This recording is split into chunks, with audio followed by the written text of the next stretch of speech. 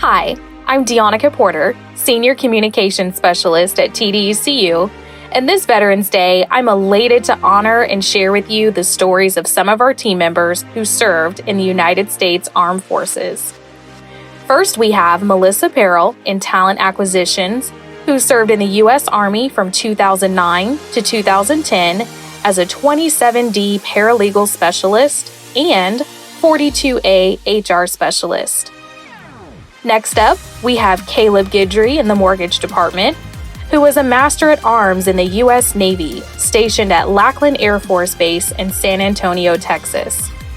Caleb noted his experience in the military didn't take him beyond Texas. However, he did find the love of his life.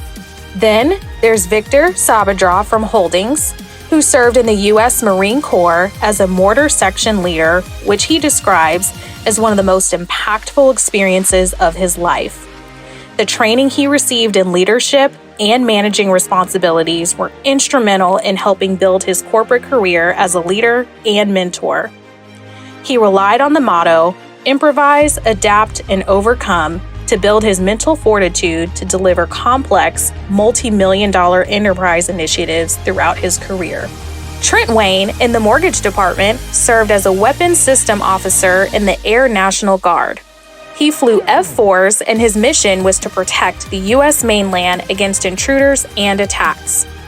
Trent would sit on alert status and intercept anyone attempting to penetrate the northern West Coast, including Russian bear bombers, warships, and drug smugglers. From our Loan Resolutions Department, we have Sam Matthews, who served in the U.S. Army as a Cavalry Scout. Sam shares he feels fortunate for the opportunity to see and experience the world in a unique way. Then, we have Rick Hoover from Mortgage, who served in the U.S. Army as a Pershing nuclear missile crewman. He served during the Cold War, which was considered peacetime. Hoover gives his respect to all those who served during a time of war. Also from the Mortgage Department, there's Carlos Holcomb.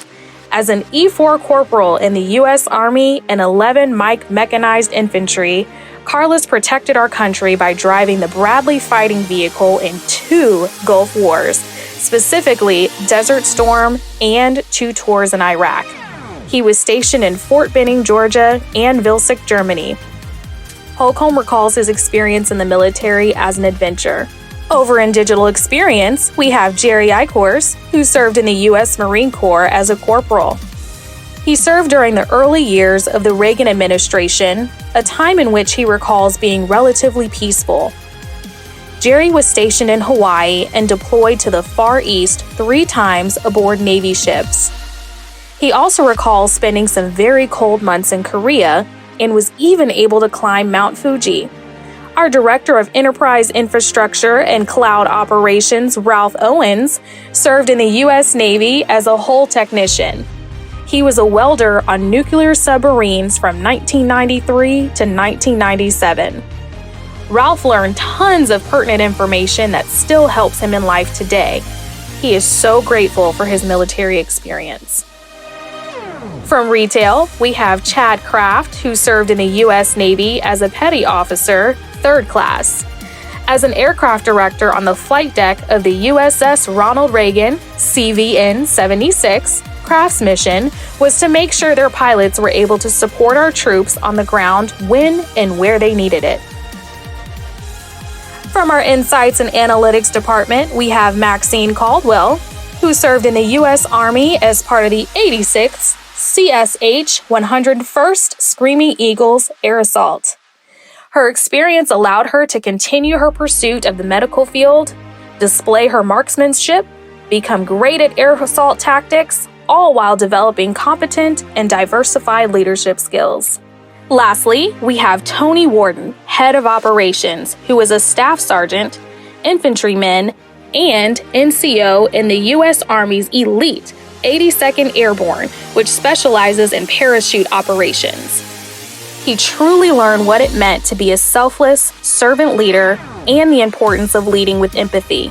Equally important were the lessons learned as a 20-year-old about how your daily routines and how you practice your profession really show up in the theater of battle or when the chips are down.